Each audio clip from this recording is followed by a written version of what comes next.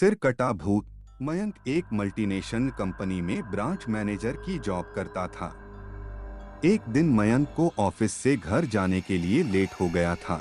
सर्दी की मौसम होने के कारण रात भी जल्दी हो गई थी। ठंड भी बहुत शुरू हो चुकी थी।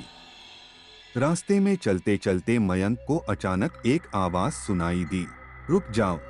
मयंक वहीं पर ही रुक गया और पीछे मुड़ के देखा, लेकिन पीछे कोई भी नहीं था।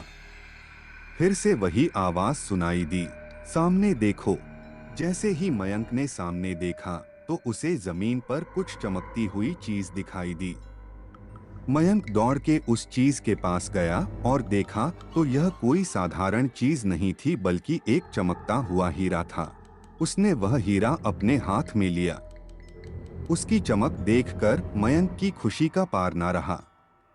लेकिन मयंक को कहाँ पता था यह कोई साधारण है या नहीं बल्कि एक मायावी हीरा है। अचानक उस हीरे में से आवाज आई, अगर तुम्हें और हीरे चाहिए तो इस जमीन को खोदो। इस जमीन के नीचे बहुत सारे हीरे हैं।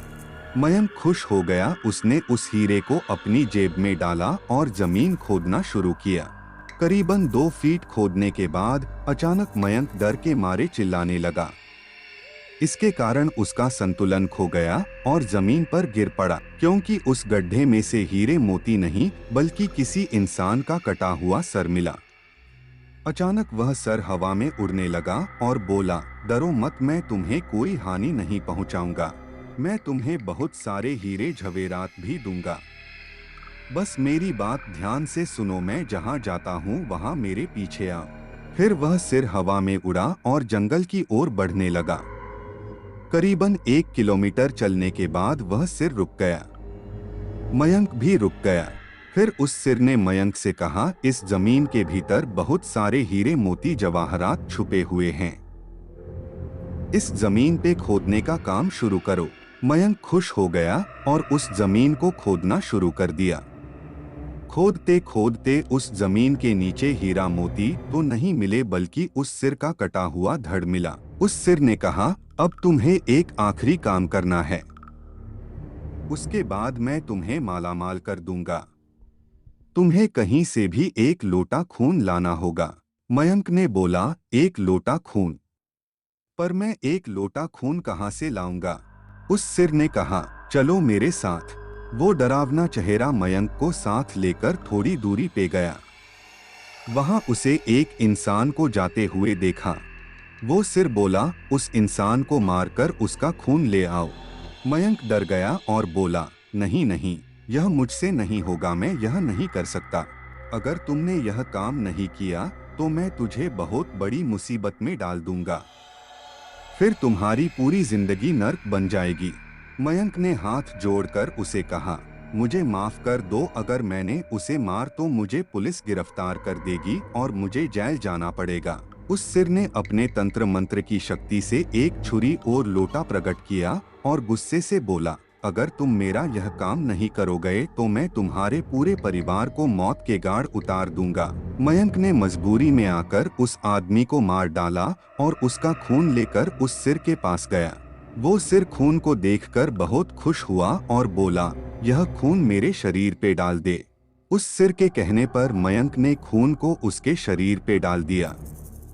फिर कुछ ही देर में वो कटा हुआ सिर उस शरीर पे जुड़ गया। यह सब देखकर मयंक की हालत अब खराब होने लगी। वो उस भूत को देखकर काफी डर गया। जैसे ही वो भूत जिंदा हुआ तो जोर जोर से हंसने लगा और डरावनी आवाज में बोला, तुमने बहुत बड़ी गलती कर दी कि तुम्हें मुझे फिर से जिंदा कर दिया। अब मैं सिर्फ तुम्हें ही नहीं बल्कि इस पूरे शहर को मौत के गहट ढ उतार दूंगा। डर के मारे मयंक के मुंह से आवाज भी नहीं निकल रही थी। वो अपने जान बचाने के लिए वहां से दौड़, लेकिन उस भूत ने छलांग लगाकर मयंक को जमीन पे गिरा दिया और बोला, मुझे बहुत भूख लगी है, अब मैं तुम्हारा मांस खाऊंगा। जैसे ही उस भूत ने मांस खाने के लिए आगे बढ़ा कि तुरंत ही उसका सिर धड़ से अलग हो गया। जब मयंक ने पीछे मुड़कर देखा तो एक अगोरी बाबा खड़े थे। उस अगोरी बाबा ने कहा, जब तुम उस आदमी को मारकर उसका खून ले जा रहे थे तभी मैंने देख लिया था और समझ गया कि कुछ तो बुरा होने वाला है। इसीलिए मैं तुम्हारे पीछे पीछे यहाँ तक चला आया और मैंने अपनी मंत्र की शक्ति से उस भूत को फिर से मार दिया। अब तुम निश्चित होकर अपने घर जाओ, अब तुम पर खतरा नहीं है। आज भी मयंक उस बात को याद करता है तो उसकी रूह तक कांपने लगती है। दोस्तों, आपको यह कहानी कैसी लगी, प्लीज हमें कमेंट करके जरूर बताएं।